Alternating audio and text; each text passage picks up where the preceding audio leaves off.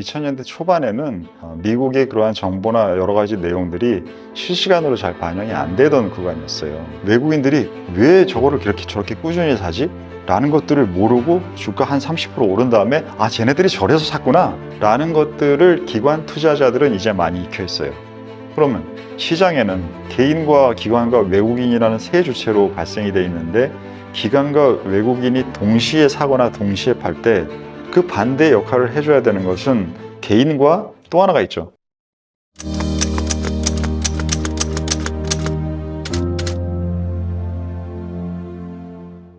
안녕하십니까. 오종태의 투자병법 오종태입니다. 예전에 그런 얘기 했었죠. 저희가 개그맨들 어떻게 사냐, 정치권에서 너무나 저렇게 변화들이 많고 웃기고 해버리면 도대체 개그맨들은 어떻게 사냐라는 얘기 많이 했었는데, 우리나라에서는 지금은 미국 대선을 보고 있으면 이거는 개그맨 정도가 아니라 모든 시나리오 작가들은 어떻게 살지? 라는 생각이 드는 정도의 그러한 상황과 변화나 이런 것들이 많이 만들어지고 있는 것 같습니다. 그래서 지금 우리도 미국 대선에 대해서 늘 신경을 쓰지만, 왜 미국 대선이라는 것이 우리 투자자한테 투자의 관점에서 왜 중요한가 라는 부분들에 대해서 한 번 더 우리가 생각해보는 그러한 시간을 가질까 합니다. 이번 회에서는요.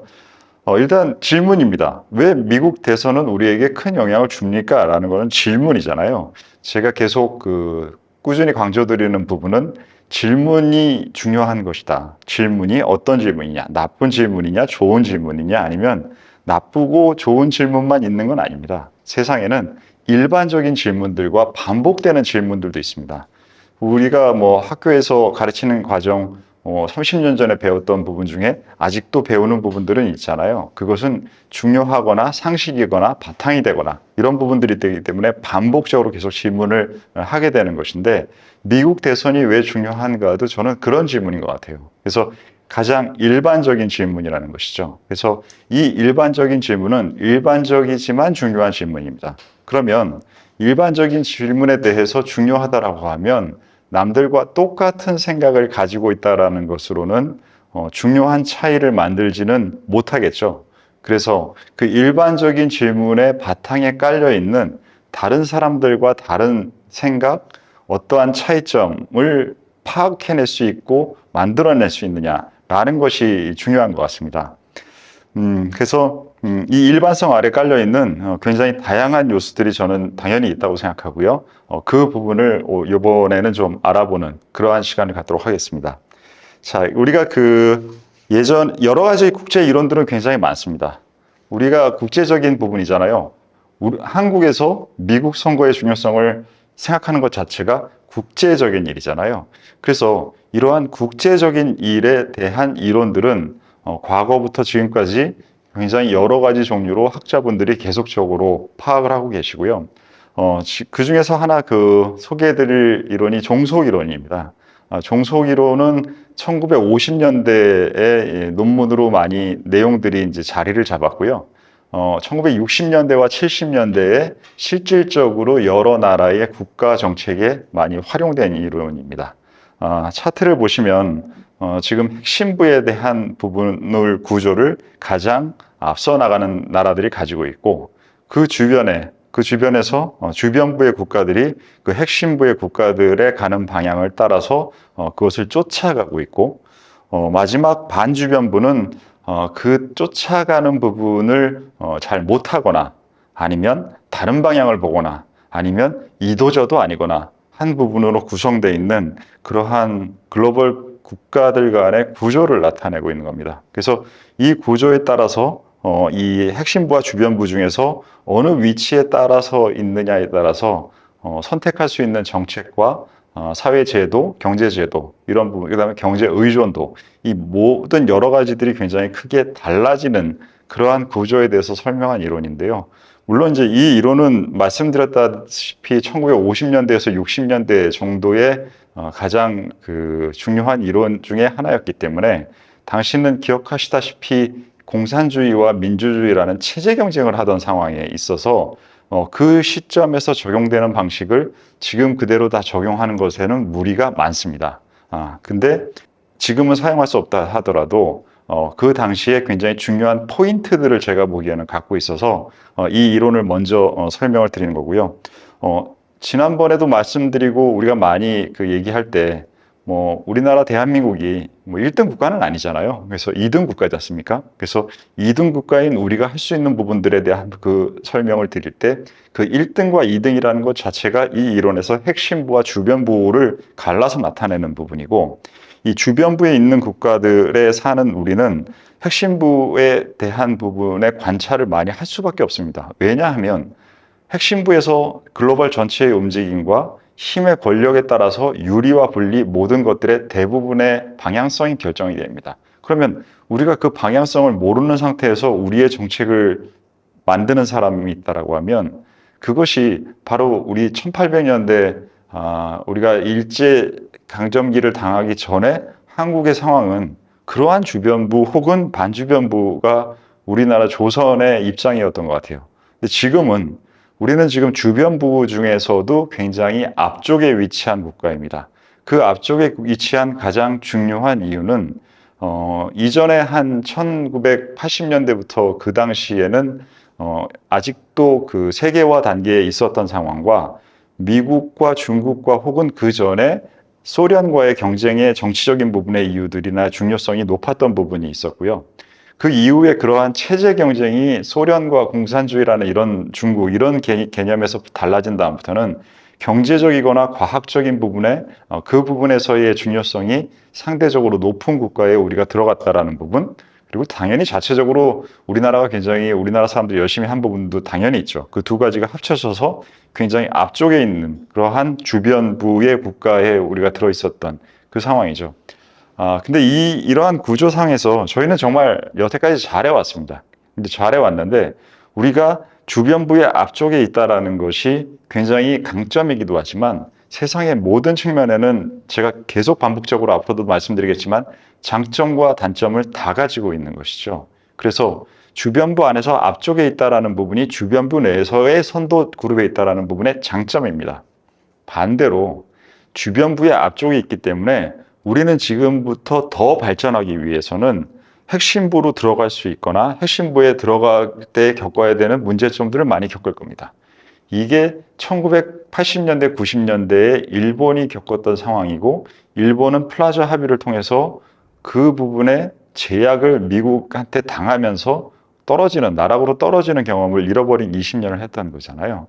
지금 우리나라가 갖고 있는 위치가 만약에 그 정도라면 그러한 위험성이 굉장히 높을 수 있는데, 제가 보기에는 다행스럽다고 해야 될지 안타깝다고 해야 될지 미국의 입장에서 한국을 바라보는 그러한 관점이 일본의 당시를 생각하는 것보다 위험이 되거나 그만큼 뛰어나다고 생각하지는 않는 것 같아요.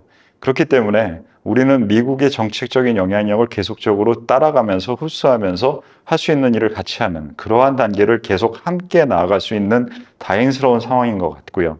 그래서 지금 현재 미중 경쟁에서 중국이 굉장히 약해진 상황에서 우리는 미국이라는 핵심부를 계속적으로 같이 동반자로 갈 수 있는 그러한 러닝메이트라고 하죠. 그러한 러닝메이트 구조를 갖고 있어서 굉장히 다행스러운 게 지금 현재 우리의 주변부의 입장이라고 생각합니다.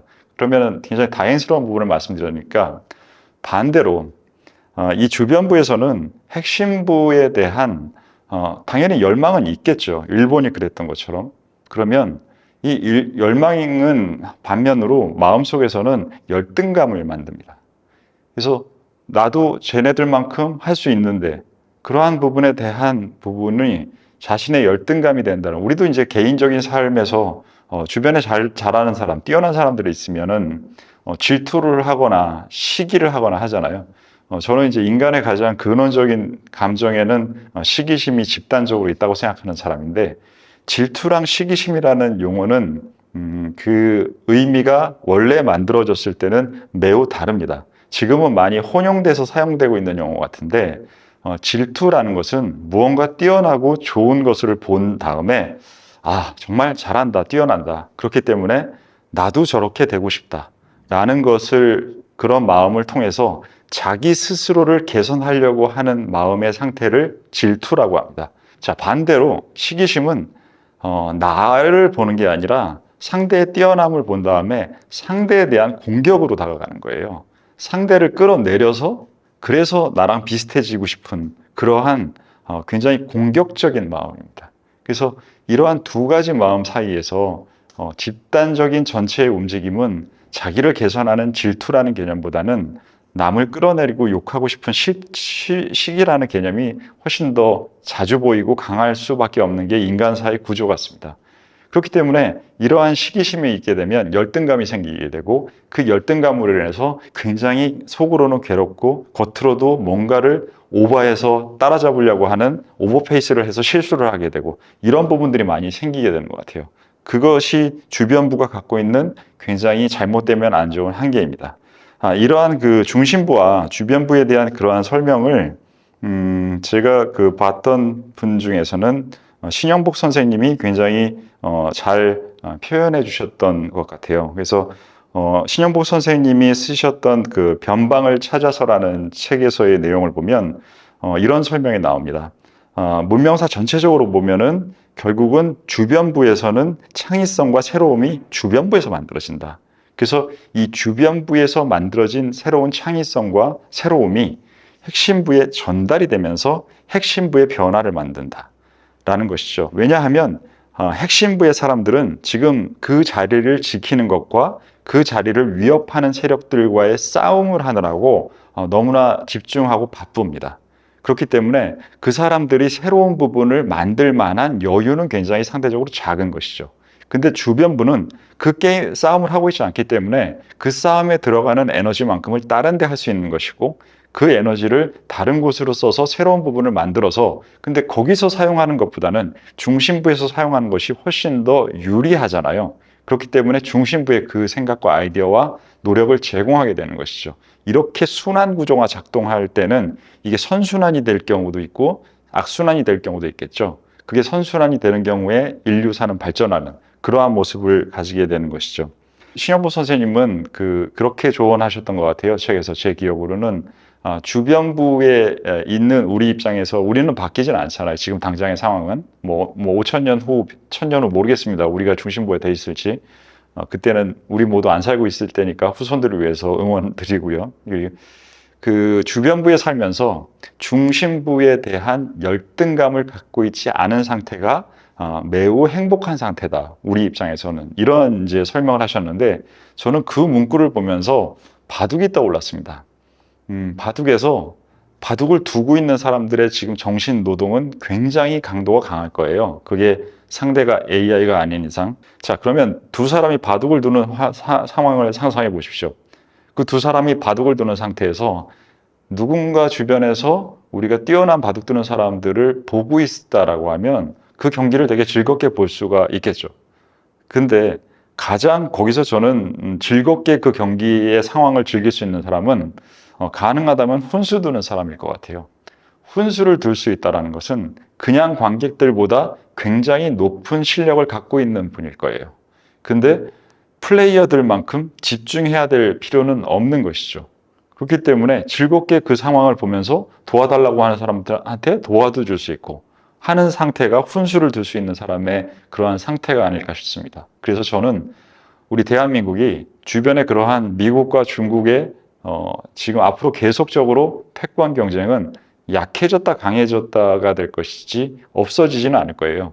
그 상황에서 계속적으로 훈수를 둘 수 있는 그러한 나라였으면 우리가 굉장히 잘 사는 방법이 아닐까. 그 훈수가 IT 부분이 될 수도 있고 화장품 부분이 될 수도 있고 지금은 분쟁이 커지고 있기 때니까 무기가 될 수도 있고 우리는 지금 남북 분단에 굉장히 큰 단점을 가지고 있었는데 그 단점의 반대편 측면이 장점인 무기 산업이 어느 나라보다 글로벌보다 발전되어 있는 게 우리의 지금 장점인 상황입니다. 그 부분을 활용하거나 지난 20년 동안 굉장히 큰 역할을 해왔던 엔터 산업에서의 움직임이 최근에는 좀 안 좋았지만 다시 부흥되거나 이런 부분들의 상황으로 계속적으로 좋은 훈수를 둘 수 있는 나라가 되는 것이 대한민국이 굉장히 잘 살 수 있는 좋은 그러한 방향성이 아닐까라는 생각을 하고 있고 관련된 투자도 지금 말씀드렸던 부분에 어떤 파트는 주가가 좋은 부분도 있고 어떤 파트는 지금 IT 같은 경우에는 좋았다가 흔들리는 경우도 있고 여러 가지 다양한 경우가 있을 겁니다. 하지만 계속 말씀드리지만 방향성이 지금 최근의 움직임의 변동보다 더 중요합니다. 그래서 이 방향성이 있느냐 아니냐, 그 방향성에 대한 기대가 지나쳤느냐 아니냐라는 부분을 가지고 항상 투자를 하는데 활용하는 부분들의 기준으로 삼으시길 조언드립니다. 자, 이 부분이 지금 신영복 선생님의 그러한 생각을 통해서 우리가 배울 수 있는 부분이고요. 최근에 말씀드렸다시피 국제 이론은 시간이 지나면 지날수록 글로벌 환경이 바뀌는 만큼 계속적으로 이론들도 변화합니다. 그래서 세상을 바라보는 관점은 한 번 정해졌다라고 그 관점을 계속적으로 유지를 하게 되면 변화된 환경에 맞지 않는데 자기만 그 생각을 계속 가지고 있다 보면 잘못된 판단을 하게 됩니다. 그게 바로 고지식한 행동인데 이 고지식한 행동을 하지 않고 새롭게 바뀌는 그런 것들을 투자자는 사실은 학자보다 훨씬 더 유리하게 할 수 있어요. 학계라는 것은 굉장히 단단하고 굉장히 변화에 둔감한 조직입니다. 그렇기 때문에 우리는 학자가 아니잖아요. 우리는 투자자입니다. 우리가 논문 쓸 필요 없어요. 그렇기 때문에 우리는 그러한 생각들이 만들어지는 것 중에 새롭게 만들어지는 생각이 학계에서도 항상 있습니다. 메이저가 되지 않거나 새롭게 나온 학계의 의견들을 계속적으로 관심 있게 바라보는 것은 투자를 하는데 굉장히 좋은 인사이트를 만드는 데 도움이 되고요. 그 중에 지금 제가 소개해드리는 새로운 방법은 지금 이게 아까 전에 말씀드릴 때 종속이론은 1950에서 60년도에 나왔다고 말씀을 드렸잖아요. 지금 보여드리는 이 차트에 보이는 전반적인 시스템의 순환 이론은 한 1980년에서 90년대 정도에 나온 이론입니다. 보시다시피 지금 이 차트에서 다른 것들은 다 제차하고요. 전반적으로 여러 가지가 순환한다는 내용이고 상세하게 보실 필요는 없습니다. 지금 원을 보시면 원 안에 기술적인 변화라는 부분이 들어가 있습니다. 1950년대, 60년대보다 1980년대, 90년대에는 기술적인 부분의 변화가 세상의 전체에 주는 영향에 결정적인 변수가 되기 때문에 지금 이 차트에 보시면 기술이라는 것이 들어 있습니다. 조금 전에 보셨던 종속 이론에서는 국가 간의 권력과 핵심 군사력이나 이런 부분의 지정학적인 힘의 움직임의 크기가 가장 컸었던 것이고요. 말씀드렸듯이 지금 점점 사회가 발전하면서 과학이 발전하면서는 과학의 영향도가 더 커진 개념들이 들어오는 겁니다. 자, 그러면 이 정도가 아마 지금 두 가지 중에서는 현재의 현실을 더 설명하는 데 어울릴 텐데 우리가 이런 것들을 배우지 않은 건 아니에요. 이 순환이라는 개념, 우리 PD가 순환 제대로 안 하면 우리 잘 못 살잖아요. 이러한 모든 것처럼 세상은 순환과 변화라는 것이 동시에 두 가지가 발생하는 게 세상 모든 것의 구조를 만들 텐데 지금 이 차트는 경제 전체에 대한 부분의 순환을 표현한 차트지 않습니까? 근데 이 경제라는 순환이 지금 수능에서 시험 문제에 늘 나오는 거예요. 지금 보시는 차트가 이 수능 특강에 나오는 차트입니다. 근데 이 전체적인 이러한 구조의 순환을 지금 현재 여러분들이 우리 모두 대부분 고등학교를 졸업했을 텐데 이걸 현재 사용하고 계십니까? 이거를 현재 사용하는데 지금 종목을 사는데 이 생각을 한 번이라도 해보십니까? 안 하잖아요. 우리가 몰라서 안 하는 게 아니라 우리가 배워놓고도 배워놨는데 까먹거나 배웠는데 익숙하게 내가 쓸 수 있는 수단으로 쓰지 않는 수많은 중요한 것들을 사실 우리는 중고등학교 때 대부분 배웠습니다. 그러니까 뭐 막말로 미분적분도 우리 고등학교 때 배우지 않았나요? 고등학교 때 배운 미분적분을 지금 경제에서 가장 가격에 대한 판단을 할 때 제일 많이 제가 반복적으로 사용하는 부분, 저만 이상한 사람이서 사용하는 게 아니라 모두가 사용하는 개념이 미분과 적분에 의한 변동폭입니다. 우리 다 고등학교 때 배웠잖아요. 근데 그 부분을 지금 현재 제대로 사용할 것에 대해서 반복적으로 익히고 생각해보고 숫자로 계산해보라는 거 아닙니다.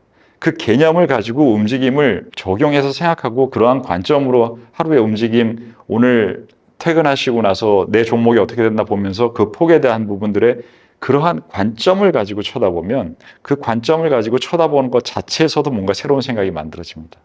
라는 부분들에 대한 순환이론 방식을 항상 좀 생각하시면 좋겠고요. 지금 두 가지 차트에서는 지정학에서 기술로 더 확장되는 부분에 대한 순환이론의 증가를 말씀드렸는데 자, 이 차트는 보시면 여기는 공간과 자연이라는 밑쪽에 보면은 개념이 들어가 있습니다.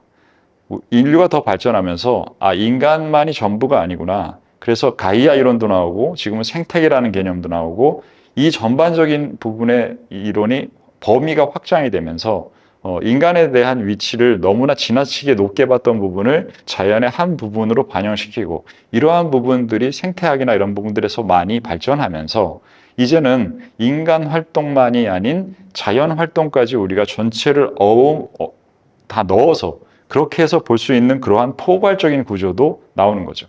그러면은 이 세 가지의 생각을 말씀드렸습니다. 이 세 가지의 생각 중에서 세 번째 생각이 저의 생각 구조와는 가장 가까운 방식이고 그렇기 때문에 저는 제가 투자를 하는 가장 기본적인 구조는 생태학의 관점에서 포트폴리오를 바라봅니다.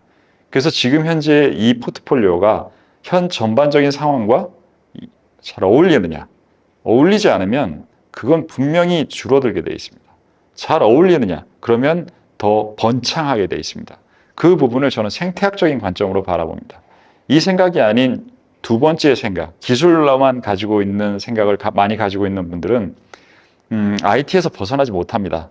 세상을 바꾸는 건 IT야. 뭐 딴 거 쓸데없는 소리 하지 말고 잠깐 하는 거 나 관심 없고 그냥 IT만 보면 돼. 근데 이 생각하는 분들은 20년 전에는 그 생각을 똑같이 은행주나 철강주에서 하고 있었을 확률이 되게 높아요. 그리고 첫 번째 생각을 하는 분들은 이거는 뭐 민속촌 가서 계셔야 되는 게 더 나을 수 있어요. 요즘 민속촌도 MZ 세대가 원체 찾는 장소가 되셨다고 하는데 그건 민속촌 자체는 변화한 거예요. 근데 사고 구조 자체를 못 바꾼 15년 전에 민속촌에 사람 아무도 없던 상황, 그때의 민속촌에 계시는 겁니다. 그래서 이 변화되는 부분들을 캐치업 하는데 굉장히 예전보다는 많은 수단들이 있고요. 여러분들이 캐치업 하는데 필요한 것은 캐치업 할 수 있는 방법을 찾는 것보다는 그 방법을 받아들일 수 있는 여러분의 마음을 열고 생각 구조를 여는 것이 가장 중요한 부분입니다. 자, 그래서 지금 말씀드렸던 부분들을 종합적으로 다시 정리를 해드리면 미국 대선은 질문이 필요 없을 정도로 우리한테 중요합니다. 왜냐? 핵심 국가고 세상을 만들어가는 그러한 방향성을 만드는 곳이고 국가라는 시스템 차원에서 가장 뛰어난 부분을 미국 사회가 현재 갖고 있습니다. 전체 우리가 역사를 살펴보면 모든 가장 뛰어난 국가의 증거 중에 하나는 다양성이 가장 높은 것이고요. 그 다양성이 가장 높은 것의 하나의 증거는 그 나라의 가장 잘 사는 도시에 그 도시에 전 세계에서 가장 다양한 인종과 구성된 사람들이 와서 살고 있습니다. 지금 현재 뉴욕보다 더 그런 곳이 있겠습니까? 뉴욕보다 그런 곳은 지금 현재 존재하지 않죠. 자, 이전에 지금 미중 패권 전쟁을 하고 있기 때문에 중국이 전 세계에서 가장 뛰어난 시대가 1400년대, 500년대에 있었잖아요. 그 당시에는 전 세계에서 가장 드물고 희귀한 것들, 그 당시에는 아마 코끼리가 되게 움직이기 힘들었을 거잖아요. 그 당시에 중국의 주요 도시에는 코끼리가 있었어요. 그게 다 곡물로 와서 가장 뛰어난 나라에서는 무엇을 하는지, 무엇을 얻기 위해서 사람들이 자기한테 가장 희귀하고 특이한 것을 갖다 바친 거죠. 자, 그러한 부분들이 증거입니다. 지금 현재 국가라는 차원의 시스템에서는 미국의 다양성보다 더 뛰어난 곳은 없고, 두 번째는 미국은 어느 나라보다 다양성만 많은 게 아니라 변화를 추진력이 굉장히 강합니다. 그 두 가지가 공존하고 있는 상태이기 때문에 저는 굉장히 뛰어나고 저는 너무 존경하는 투자자이면서 교육자지만 레이 달리오 선생님보다 미국의 우위에 대한 지속되지 않을까 봐에 대한 걱정이 조금 적습니다. 그렇다고 해서 그 변화가 없을 것이라는 게 아니라 생각하는 것보다 많은 사람들이 평균적으로 생각하는 것보다 미국의 우위가 더 오래 지속될 수 있는 확률이 설명드린 이유에서 있다고 생각하고요. 그렇기 때문에 그 미국의 힘이 떨어지지 않는다라고 하면 미국의 그 주도권에 잘 파트너로 같이 뛸 수 있는 그러한 부분의 중요성이 중요하기 때문에 우리한테는 미국 대선이 투자자의 관점에서도 가장 중요한 것입니다.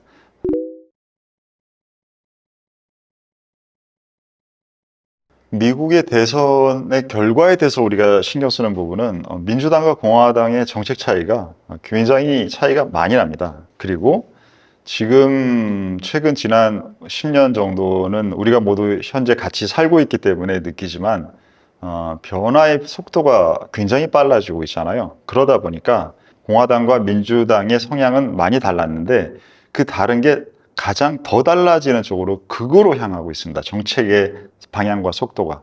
그렇기 때문에 중간 쪽에 있었는 것이 예전에는 작동하다 안 해버리면 극으로 가게 되면 극이라는 것은 굉장히 좁아집니다. 그러면 굉장히 정책적으로 좁아지고 날카로운 정책들을 많이 대내 정책이나 대외 정책이나 쓸 거예요. 그러면 우리는 그러한 정책에 의한 영향도가 더 민감도가 올라가는 것이죠. 그러니까 전보다 그 선거의 결과가 어떻게 됐느냐에 따라서 미국이 우리한테 주는 영향의 강도는 비슷한데 강도가 아니라 왼쪽이냐 오른쪽이냐의 종류가 바뀌어 버리는 거죠. 그러면 그 종류에 맞게 우리는 판단을 해야 되는 것이잖아요.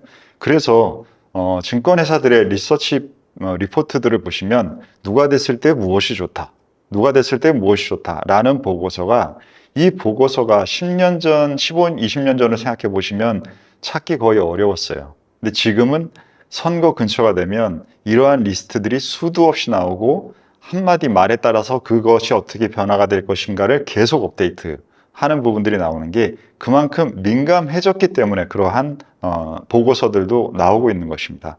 그래서 그러한 부분에 우리의 영향도가 커졌기 때문에 그 부분을 더 많이 신경을 써야 되는 것이죠.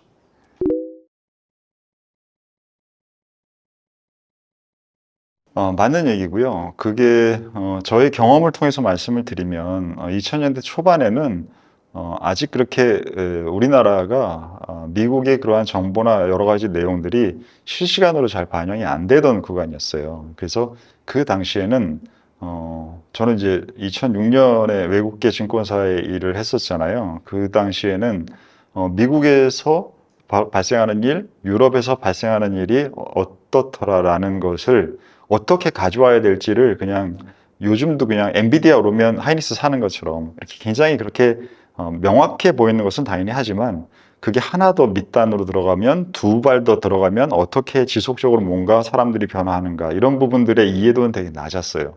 그래서 외국인들이 왜 저거를 그렇게 저렇게 꾸준히 사지?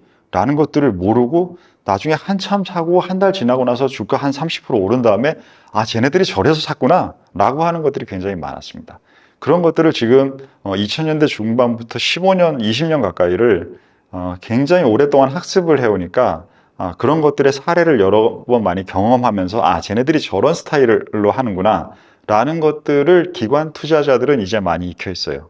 그래서 기관 투자자들의 움직임과 외국인의 움직임이 같이 움직임이 굉장히 강할 때가 있는데 그럴 때 그런 이유 때문에 발생할 때가 많거든요. 그러면 시장에는 개인과 기관과 외국인이라는 세 주체로 발생이 돼 있는데 기관과 외국인이 동시에 사거나 동시에 팔 때 그 반대 역할을 해줘야 되는 것은 개인과 또 하나가 있죠. 프로그램 매매밖에 없습니다. 그래서 개인과 프로그램이라는 매매가 거의 그 두 세력이 동시에 붙었을 때 반대 역할을 하게 되는데 그럴 때 조심하셔야 돼요.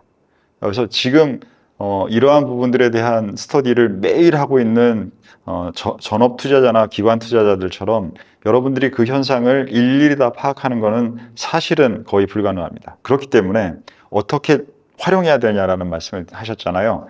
지속적으로 외국인과 기관이 동시에 매도와 매수가 한 3일에서 5일 이상으로 연속되는 그러한 흐름이 있는데 아직 내가 그 내용을 잘 모르겠다라고 하는 상황에서 그 움직임이 나한테 불리하다라고 하면 일단 그 비중을 줄이십시오.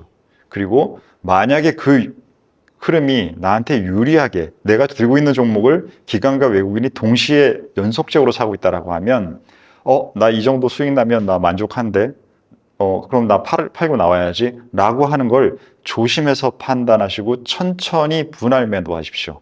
그 부분을 이유를 파악하기 전까지 그리고 그 이유가 파악이 되면 그 파악된 이유를 가지고 생각해보고 그때 되면 가격이 많이 올라 있거나 빠져 있을 거잖아요. 그럼 그 가격에서 다시 한번 지금의 상황을 판단하셔야 돼요. 그래서 이 연속된 흐름에 대한 부분들은 딱 뉴스가 나올 때가 아니라 뉴스에 대한 그 상황과 그것이 어떻게 지속적으로 영향이 될까에 대한 굉장히 많이 익힌 부분 이게 전문가라고 하는 거잖아요. 그러니까 전문가가 다 괜히 전문가는 아니잖아요. 저도 지금 제 앞에서 카메라가 찍고 있는데 제 감독님만큼 제가 저 카메라를 알 수가 없어요. 저를 계속 쳐다보고는 있지만. 그런 것처럼 금융을 10년 이상 전업으로 한 사람들이라고 하면 그러한 부분들을 굉장히 여러분 일반 투자자들보다 시간을 낼 수 없잖아요. 여러분들은 이게 두 번째 일이 돼야지 첫 번째 일이 될 수는 없는 것이기 때문에 그 흐름을 잘 말씀드린 대로 그러한 그 방식을 조금 생각해 보시면 좋을 것 같습니다. 자, 그래서 오늘 여러 가지 말씀을 드렸습니다. 이 순환되는 구조를 글로벌 전체 경제나 정치 측면에서 파악하는 부분, 그러한 이해도 변화가는 부분, 이런 부분들을 잘 따라가는 게 투자에 중요하다라는 말씀을 드렸고요. 제가 그 부분은 관심이 많은 사람이고, 여러분들의 장으로서 어려운 부분은 제가 먼저 하겠다라는 말씀 드렸잖아요. 그 소개 영상에서. 그 부분 제가 잘 익히고, 또 제 생각만이 아니라 다른 사람들의 생각까지 포함해서 전달해 드릴 수 있는 그러한 통로가 저희 오투병법 채널이 될 수 있도록 노력하겠습니다. 네, 그럼 마지막으로 오늘 그 좋은 그 지혜를 주셨던 신영복 선생님께서 해주셨던 말씀을 같이 공유하면서 그러면서 마치도록 하겠습니다. 자, 마지막 문장 읽어드리겠습니다. 지혜로운 사람은 세상에 자기를 잘 맞추는 사람이고 어리석은 사람은 세상을 자기에 맞추려고 하는 사람이다. 우리는 세상 전체에 대해서 굉장히 작은 부분입니다. 우리가 세상에 맞춰야지 세상이 절대 우리한테 맞춰주지 않습니다. 이러한 부분들을 우리가 잘 하기 위해서라도 계속 쌓아가는 부분과 변화를 잘 수용하는 부분, 이 두 가지에 충실했으면 좋겠습니다. 자, 오늘의 오투병법 전략회의는 이것으로 마치도록 하겠습니다. 감사합니다.